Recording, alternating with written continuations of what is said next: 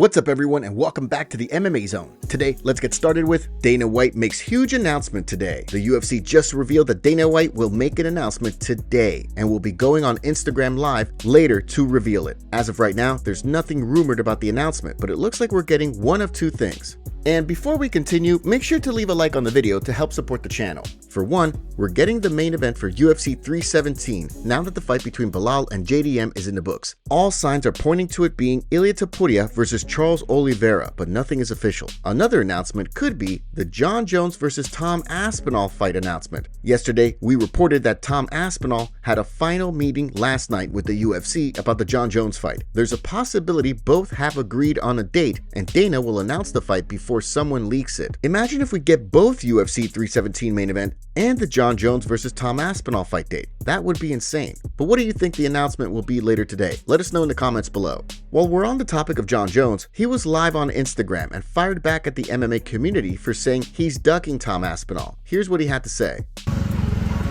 I got people in the chat calling me a duck.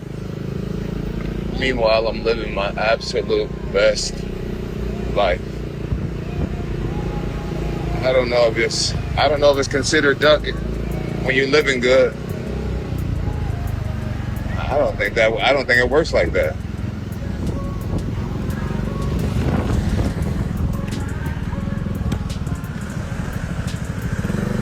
If you couldn't understand the audio, Jon Jones said, "I've got people in the chat calling me a duck. Meanwhile, I'm living my absolute best life. I don't know if it's considered ducking when you're living good. I don't think it works like that." Do you think Jon Jones will fight Tom Aspinall? Let us know in the comments below. Daniel Cormier turned down coaching against Jon Jones. Daniel Cormier and Chael Sonnen are set to coach in the upcoming season of The Ultimate Fighter, set to premiere later this month. At the same time, Jon Jones is currently over in Thailand coaching against Nate Diaz on the Russian version of The Ultimate Fighter, which used to be called Hype Reality, but is now called ALF Reality. As DC explained in a new video for his YouTube channel, initially he was offered an opportunity to coach against Jones before Nate Diaz was brought in as a coach. Despite the offer, he ultimately declined. I was offered to coach against him prior, but I didn't accept it. I can't do a month in Thailand opposite side Jon Jones, especially when I can't fight that dude no more. I mean, he beat me when I was fighting. I can't really fight today. I'm 46 years old. Like, come on, man.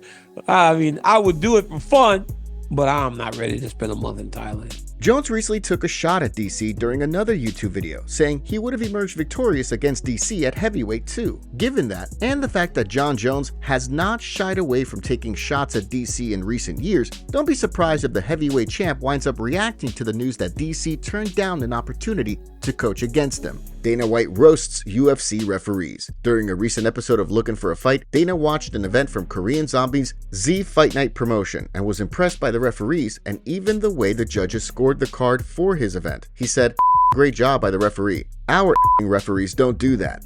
How about their judging and refereeing might be better than ours?" Maybe we see Dana White recommend to the commission some of the refs and judges from Korean Zombies League to replace the current UFC team. Do you think the UFC needs an upgrade when it comes to their referees and judges? Let us know in the comments below. Ariel Helwani confused about Islam Makhachev's decision. The UFC's International Fight Week card is now just over a month away, and yet we still have no clue who is going to be headlining. While it sounded like Islam Makhachev and Ilia Topuria would throw down if Belal Muhammad emerged victorious over Jack Della Maddalena, now with JDM sitting atop the division, Makhachev is expected to move up. As Ariel Helwani explained on Monday's edition of the Ariel Helwani Show, he doesn't see why Makhachev can't fight Topuria on the International Fight Week card and then move up to fight JDM after. Still don't know the main event for June 28th.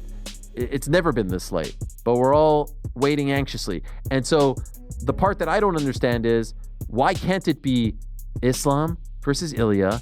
That fight is in, I think, if my math is correct, something like 46 days. That date is in 46 days. And then, win or lose, Islam walks on. He goes to 170.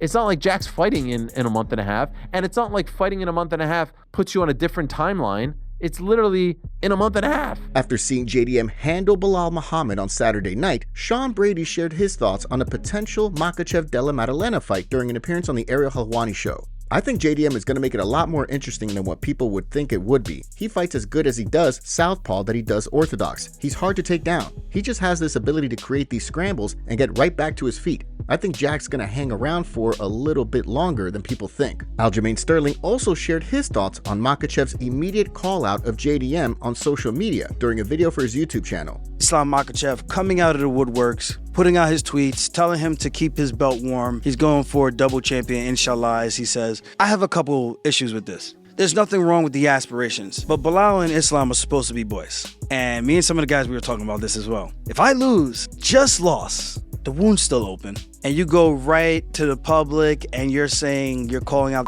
you don't even say anything about the recognition to me, hope I'm okay, whatever, or great performance or anything. It just, the way the tweet read, it made it come off like they weren't really friends like that. And maybe they're not. It wasn't a good look for Islam, in my opinion. And no respect to those guys. But I'm sure if he goes back and look at it in that same scenario, if the shoe was on the other foot and Belal did that to Islam, I guarantee you that whole crew would be looking at that guy sideways with the little emoji eye that goes up, the 50 Cent, get the strap. But yeah, that was a real interesting piece of this whole ending to the theater, the show. Given that the UFC 317 card is right around the corner, hopefully the UFC drops some fight news sooner rather than later. Update on Shavkat Rakhmonov injury. After beating Ian Gary on short notice during the UFC 310 card, Shavkat Rakhmonov was named as the welterweight #1 contender. Despite that, a knee injury wound up forcing the Nomad to the sidelines, leading to a fight between Belal Muhammad and Jack Della Maddalena. Now, in a statement provided to Schrödinger Sport, Rakhmonov's coach, Edward Bazarov, has given an update on the top-ranked contender, revealing that after undergoing knee surgery, the Nomad now needs 2 to 3 months of physical therapy. After that, he'll be ready to go again. Shavkat underwent knee surgery. They studied the problem for a long time, but in the end, we decided to do an operation. He needs 2 to 3 months for rehabilitation, and then we will return. We would like to return at the end of fall or in December. By the time Rakhmonov returns, there's no telling what the landscape of the welterweight division may look like. With Islam Makhachev looking to move up and fight for the title, Ian Gary adamant that he should be next in line for a title shot, and Joaquin Buckley looking to insert his name into the mix, Rakhmonov may no longer be next in line at 170. Tom Aspinall praises Jon Jones. Tom Aspinall might be getting tired of waiting on Jon Jones, but even the interim champ couldn't help but praise Jones during an appearance on the High Performance podcast. While discussing Bones, Aspinall said that he's about as close to a perfect fighter as you can get. However, as the old saying goes, Father Time is undefeated, and Aspinall thinks that despite Jones being nearly perfect, he can put him away over a 5-round fight. I think Jon is amazing at MMA. I think he's literally you can never be a complete UFC fighter. It's impossible. That's one of the things that draws me to the sport so much, is why I'm so obsessed about it. It's because you're constantly chasing perfection, but you're never going to get it. No one's ever going to be a perfect, complete fighter. But Jon, in my opinion, if you look at his body of work over the last 15 years, he's like as close as you can get to perfection as possible. That being said, he's got a lot of miles on the clock, and he's fighting one of the most concussive punchers in UFC history. And I just think I can exploit it. I think to get out the way of me for 25 minutes at this point in his career without getting hit once, and that's all I need is just one, I think that's going to be very difficult for anybody. Of course, as Aspinall also indicated, he's got a meeting scheduled with the UFC to find out whether a fight with Jones is actually happening, or whether it's time for him to move on. Considering that Bones is reportedly looking for a 6-month training camp for this potential fight, even if a Jones-Aspinall fight does happen, we may have to wait until the end of the year. Michael Bisping thinks Belal Muhammad's stock went up after UFC 315. Belal Muhammad might have come up short on Saturday night, but after showing his heart and slugging it out with JDM, Michael Bisping thinks his stock actually went up. During a video released on the Hall of Famer's YouTube channel, he weighed in on the situation, saying that it seems like fans have more respect for Muhammad after the fight because of the way he fought. Yes, Belal lost the belt, but I think his stock, in a weird way, has risen higher, even though he's not a champion. Let me know what you think about that comment, because that sounds crazy, but I think in terms of general perception from the fans, they now have more respect for Belal Muhammad. Ariel Helwani echoed a similar sentiment on Monday's edition of the Ariel Helwani Show, saying, Belal Muhammad needs to hold his head high and be extremely proud of how he fought, the punches that he took, the damage that he took, and kept on coming and didn't give up. Belal deserves a lot of respect. The notion that he's one of the worst champions ever is absolute nonsense. It's unfair. He's had an incredible at welterweight thus far. With some fans feeling as though Muhammad should have shot for more takedowns, and others of the mindset that Belal chose not to shoot for more takedowns because of JDM's defense, Derek Brunson took to social media to offer his perspective. Madalena came out and executed his game plan and got the win. What I was stating was Belal went from Dagestan and Forget training camp with Khabib to Canelo hands. I feel Belal camp misread the fight and thought they had more of advantage on the feet than he actually did. His normal grapple heavy and cage control fighting style was the play. If you're gonna lose, go down with your best game plan, which I don't feel he did. Triple C Henry Cejudo also shared his view on the latest episode of Pound for Pound. It's gonna be a little bit of humble pie for Belal Muhammad. I do like Belal Muhammad, but it's not good when people start giving their game plan. There were no takedown attempts in the first half of the fight. I wonder what Belal was thinking. I had Belal winning the 4th round, and that's it. Considering Muhammad wound up suffering a broken nose and a broken orbital in the fight, there's no telling how long he'll be out. MMA community reacts to Gene Silva footage. When fans meet fighters, there's no telling what kind of requests they'll have. We've seen fighters take liver shots from fighters like Nick Diaz and Ilia Topuria, and leg kicks from fighters like Alex Pereira and Jon Jones. In a video going around on social media, a fan appears to ask Gene Silva to put him in a submission for a photo. After the camera flashes, however, Silva doesn't let go despite the fan tapping out, and a woman who appears to be the fan's significant other stepping in to try and get him to let go. Instead, the number 11 ranked featherweight puts the fan to sleep. The MMA community was quick to react to the situation, with plenty of fans criticizing Silva. Lawsuit. Another wrote, "This is weird, let go on the tap." One fan joked, why he didn't do this against Bryce Mitchell, LMFAO? Others defended Silva. Should he have stopped after he tapped? Sure, but dude was still vibing with him after he woke up and took it just fine, so I'm not gonna sit here and get mad about it myself. Another added, I don't understand why fans agree to do this.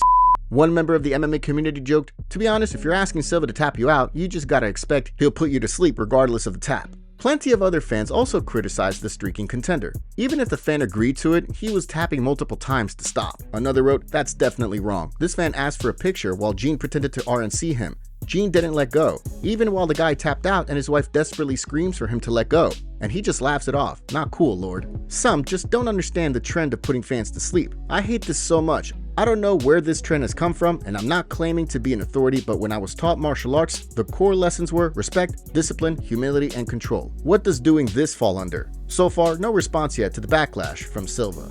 Concerns rise for Joe Rogan's future with the UFC. This week, Fox announced that they were reviving the hit reality show Fear Factor. Considering Joe Rogan hosted the show for 7 seasons, everyone wants to know whether Rogan will return to host Fear Factor, the next chapter. And before we continue, we have a favor to ask. Help us reach 200,000 subscribers on MMA Zone by subscribing and turning on notifications for daily MMA content. Seriously, we rarely miss a day. According to the Fox Entertainment president of entertainment, Michael Thorne, who spoke during a press conference, it's still too early to know whether Rogan will reprise his role as host. Considering that Rogan is now a household name and has found success through his podcast, the odds of him stepping back into his role seem pretty slim. If he does, however, MMA Fighting's Damon Martin wonders what it means for his UFC contract, which currently only sees the longtime commentator work events inside the United States. In a post on social media this week, Martin wrote, Fox announced today that Fear Factor is being revived by the network, but executives said it's too early to say if Joe Rogan will return or not. Rogan is obviously a much bigger star now, but if he takes that gig, can't help but wonder if that would affect his UFC schedule.